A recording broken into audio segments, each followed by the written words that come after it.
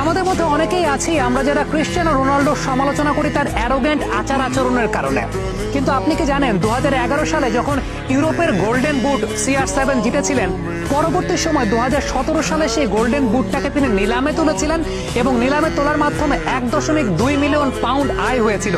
যেই আয়ের পুরো অর্থটা CR7 দান করেছিলেন মূলত ফিলিস্তিনের গাজায় মুসলিম শিশুদের স্কুল সংস্কারের জন্য।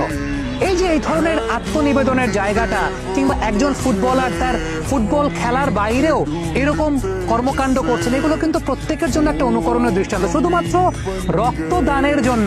রক্তদানের জন্য তিনি শরীরে কোনো প্রকার ট্যাটু অঙ্কন করেন না। আমরা বিশ্বব্যাপী অনেক ফুটবলারকে দেখি যে শরীরব্যাপী ট্যাটু করছেন, এটা একটা ফ্যাশন বা আইকনিক একটা স্টাইল হিসাবে ব্যবহৃত হয়। বাট ক্রিশ্চিয়ানো রোনাল্ডো ট্যাটু ছাড়াই তিনি আইকনিক স্টার। কারণটা হচ্ছে তিনি ট্যাটু গ্রহণ করেন না, এই কারণে তিনি রক্ত দিতে পছন্দ করেন।